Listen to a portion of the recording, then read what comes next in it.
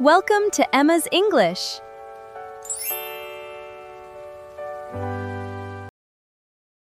Hey English learners, welcome back to Emma's English Talk, your cozy little place to learn real, everyday English through natural conversations. I'm Emma. And I'm Tom. We're so glad you are tuning in today. How are things with you, Emma? I am doing really well, Tom, though I must admit I have been spending a bit too much time on my phone today. Well, that is something we can all relate to. But was it just mindless scrolling, or were you actually doing something productive? It was actually a mix of both, but mostly it was me agonizing over a single message I had to send to a colleague. Ah, the classic digital communications struggle. Let me guess. You spent 10 minutes deciding whether to use a period or an exclamation mark. You hit the nail on the head, Tom. It is incredibly funny how much mental energy we expend on such tiny details. It really is. I think almost everyone who uses a smartphone has experienced that exact moment of hesitation before hitting send. Exactly. So today we're going to dive into the wonderful, slightly stressful world of digital punctuation, text message tone, and email etiquette. This is a perfect topic for our advanced learners because it is all about nuance, subtext, and how we project our personality online. Yes, the subtle difference between looking friendly and looking completely passive-aggressive can literally come down to a single dot on the screen. I cannot wait to discuss this because I have so many thoughts and personal stories about text messages gone wrong. I know you do. You are actually the one who usually sends me very short messages that sometimes make me worry. Really? Do my messages actually make you nervous? I had no idea my texting style was causing you anxiety. Oh, absolutely. Sometimes you send me a one-word reply with a period at the end, and I start wondering if I did something to upset you. That is so interesting because to me, a period is just correct grammar. But I guess the rules of grammar do not always apply to modern texting. They definitely do not. The modern rules of digital communication are completely unwritten, and they're constantly changing. Well, we are going to unpack all of those unwritten rules today, from the terrifying power of the period to the excessive use of exclamation marks. We will also talk about how to write emails that don't sound too stiff and how emojis can completely change the meaning of a sentence. This is going to be such a fun and practical conversation, especially for anyone who has to write in English for work or social life. So grab a cup of tea or coffee, get comfortable, and let us get started with today's main discussion. I'm ready when you are, Emma. Let's jump right in. So Tom, let us start with the period. In formal writing, a period is just a neutral way to end a sentence, right? Right. It simply means the sentence is finished and there is no emotion attached to it at all. But in a casual text message, if I write yes with a period, how does that feel to you? To be honest, if you just write yes, period, it feels incredibly cold, serious, and maybe even a little angry. Exactly. It feels like you are shutting down the conversation or like you are annoyed with the person you are replying to. It is amazing how a single punctuation mark can completely change the emotional temperature of a simple word like yes or okay.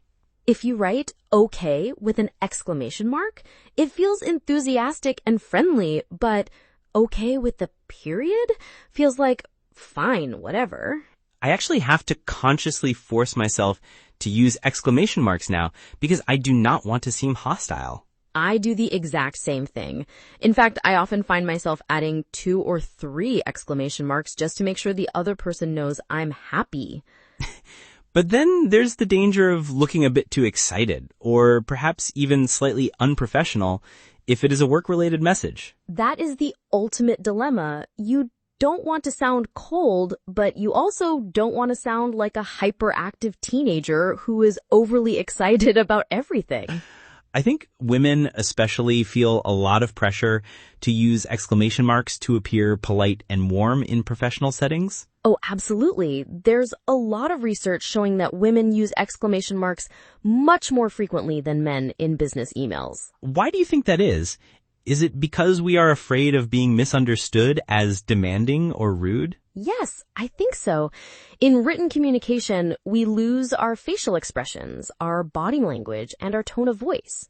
That is true. Without those physical cues, we have to rely entirely on punctuation and word choice to convey our warmth. And if we do not use those positive markers, the reader often defaults to assuming a negative tone, which is really unfortunate. I wonder if this is a generational thing as well. Do you think older people view punctuation differently than younger people?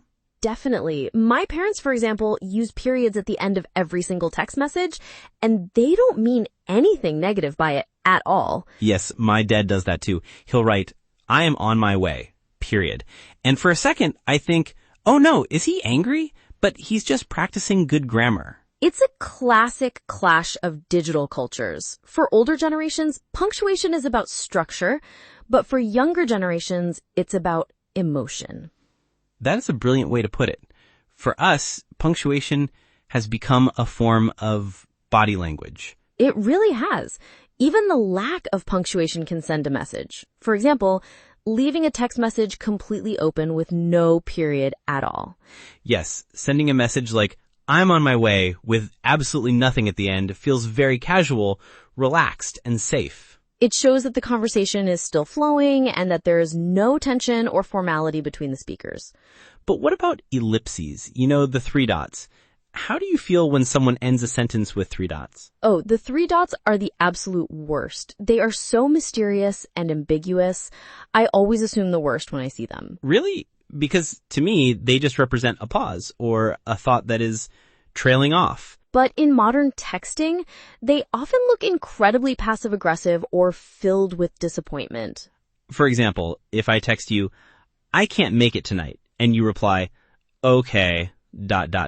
Exactly. That okay, ... feels like you are sighing deeply and judging me for canceling our plans. Wow, I never thought of it that way. I sometimes use those 3 dots just to show that I'm thinking or that a thought is incomplete. Well, you might want to be careful with that, Tom, because many people will interpret those dots as a sign of hidden annoyance. This is exactly why I find myself having to second guess almost every message I send.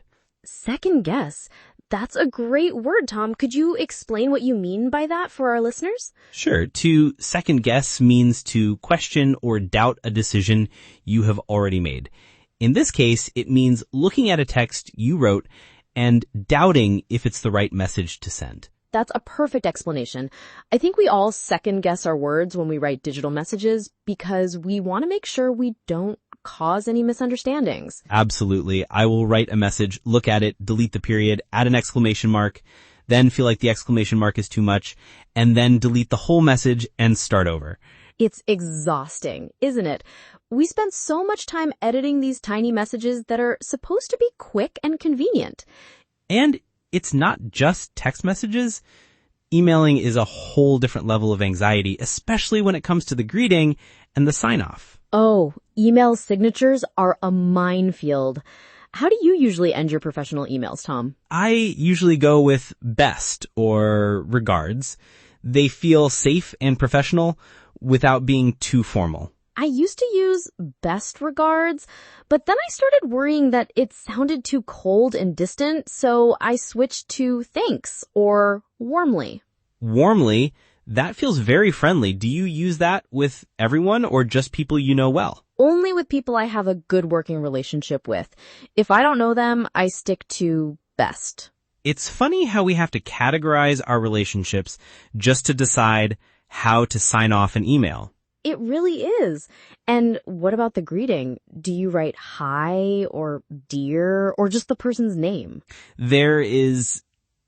I think dear is mostly dead in daily business emails, unless it's a very formal letter. I almost always use hi or hello. I agree. Writing dear can feel a bit old-fashioned and stiff, whereas hi strikes the right balance between professional and approachable. But even then, I have received emails that just start with my name, like Tom, followed by a comma. That always feels like I'm being called into the principal's office. Yes, starting with just the name feels very direct and urgent. It definitely lacks warmth. It's amazing how much subtext we can find in just a couple of words at the beginning and end of an email. We really are hypersensitive to these digital signals. We're constantly trying to decode the other person's true feelings. I think this topic will really strike a chord with our listeners because we all deal with this daily. I agree. This is something that truly does strike a chord with so many people around the world. For our listeners who might not know that idiom, what does it mean to strike a chord, Emma? To strike a chord means to create a feeling of shared understanding or connection with someone. When a topic strikes a chord, it means people can strongly relate to it because they've experienced it themselves. That is a beautiful way to describe it. And yes, digital anxiety definitely strikes a chord with anyone who has to navigate modern life and work. It really does. Whether you're texting a friend, emailing your boss, or messaging a client, the struggle to find the right tone is universal. And it gets even more complicated when we introduce emojis into the mix. Oh, emojis are a whole different language. They can be incredibly helpful, but they can also be disastrously misunderstood. Let's talk about that in detail because I think emojis have completely changed the way we communicate. They definitely have, and they deserve a thorough discussion. Let's dive into that next. So, Emma, what is your go-to emoji when you want to make sure your message is received warmly? I think the simple smiling face is my absolute favorite, but even that has become a bit controversial recently. Really? How can a simple smiling face be controversial? It is literally just a happy face. Well, according to younger users, the standard slightly smiling face actually looks passive-aggressive, cold, or even slightly sarcastic now. You have got to be kidding me. A smile is passive-aggressive? How are we supposed to show happiness then? They prefer the grinning face with smiling eyes or even the crying laughing emoji, which is used for almost everything now. This is getting incredibly complicated.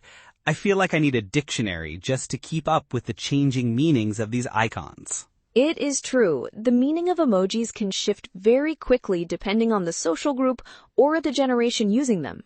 For instance, I used to think the thumbs up emoji was a perfect, efficient way to say, okay, or I agree. But now, many people, especially younger colleagues, view the thumbs up emoji as being very dismissive or lazy. Dismissive? But it just means got it, or sounds good. It is a time saver. I know, but to some, it feels like you do not care enough to write a real response, so you just throw a thumbs up at them to end the conversation. This makes me feel like I'm walking on eggshells every time I try to use a shortcut in my messages. I know exactly what you mean.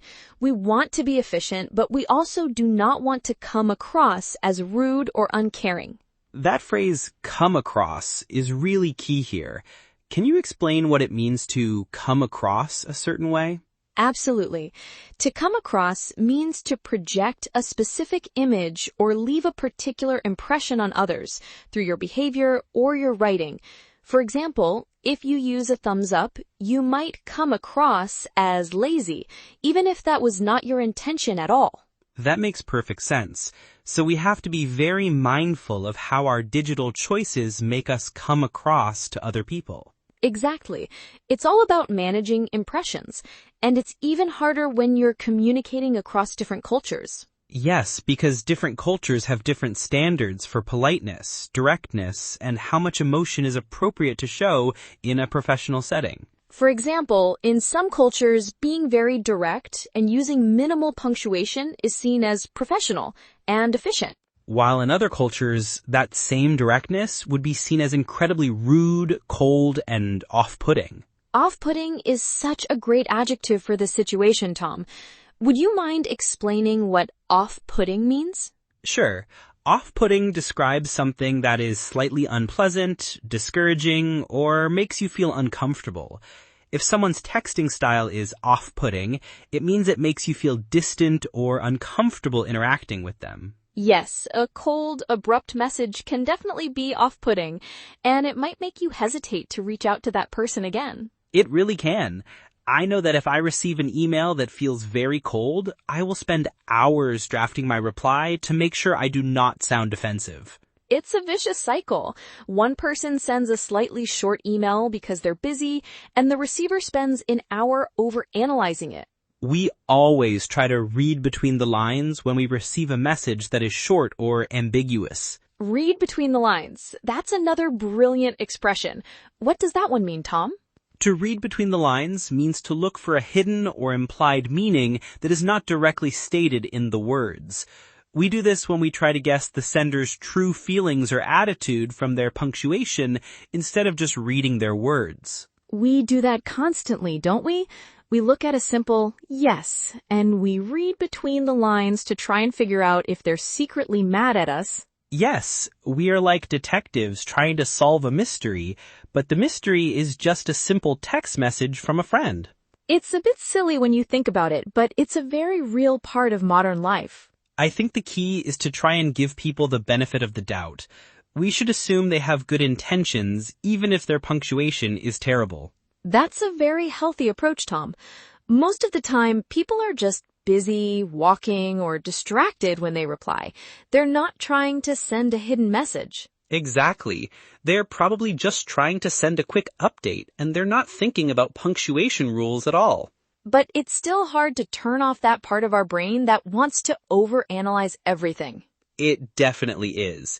Especially when we are writing in a second language, because we want to make sure we're getting the tone exactly right. Yes, for ESL learners, this is an extra layer of difficulty because they have to learn not just the vocabulary and grammar, but also the cultural subtext of digital communication. But that's why we're talking about this today. It's all about building that awareness and confidence. And I think our listeners are going to feel much more confident after hearing this discussion.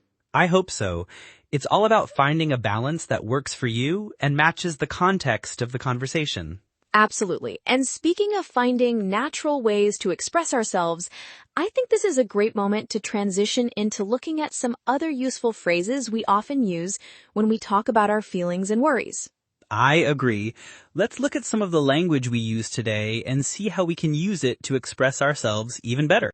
Before we finish, thinking about our struggles with modern texting and communication reminded me of some great natural phrases we use today that can help our listeners express themselves more clearly. Yes, we used some really rich vocabulary and idioms that are perfect for advanced conversations.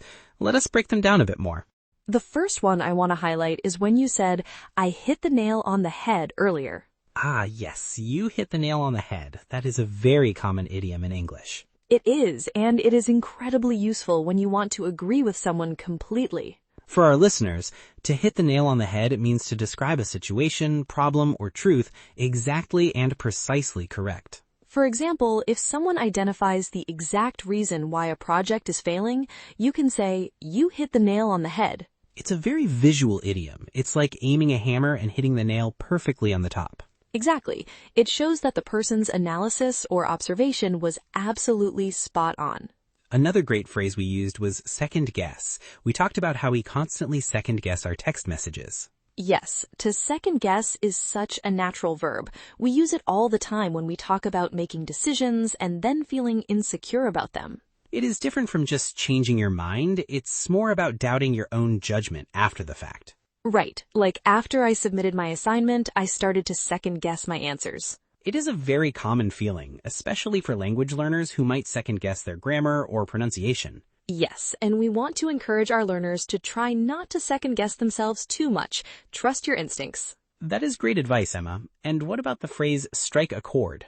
We mentioned that this topic would strike a chord with our listeners. It means to resonate with someone or make them feel a strong connection because it relates to their own lives.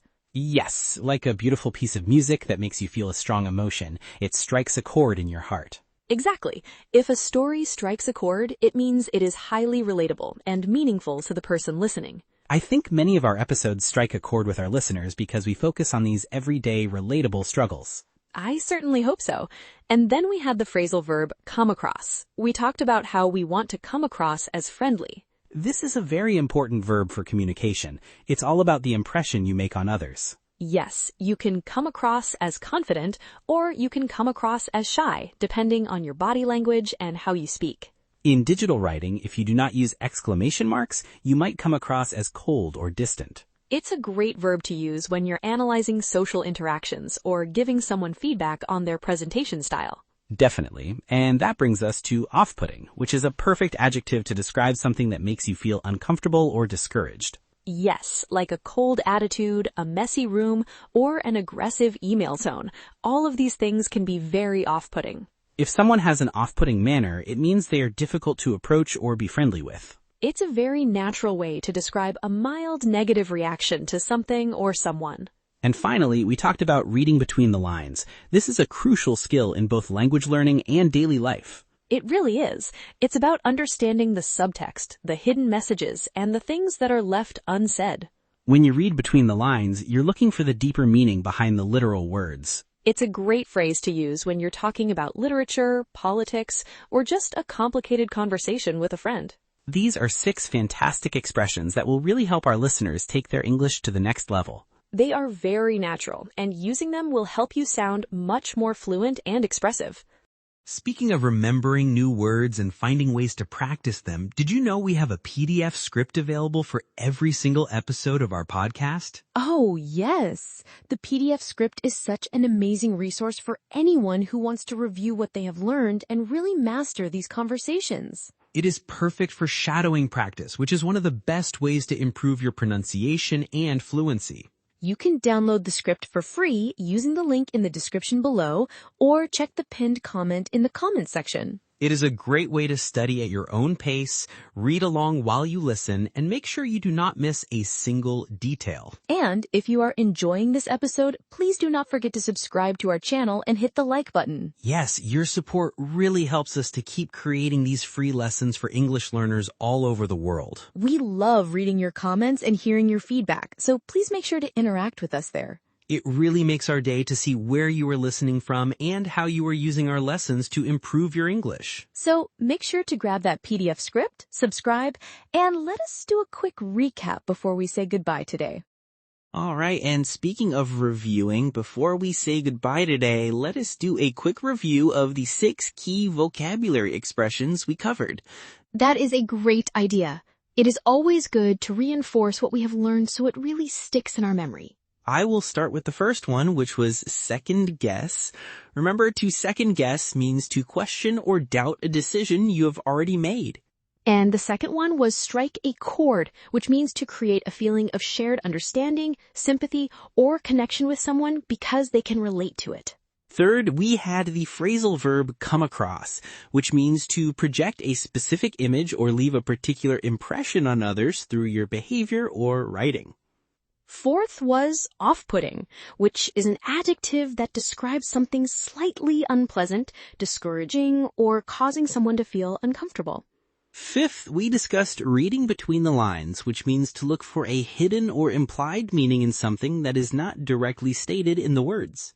And finally, we had hit the nail on the head, which is an idiom that means to describe a situation, problem, or truth exactly and precisely correct. Those are 6 incredibly powerful and natural expressions that you can start using in your daily English conversations. Try to practice using them in the comments below or write them down in your vocabulary notebook to help you remember them. It has been such a wonderful conversation today, Emma. I feel like I have learned a lot about my own texting habits as well. Me too, Tom. I think we both might need to be a little more relaxed about our punctuation from now on. Yes, no more worrying about whether a period makes me look angry. I will just try to write a little more clearly.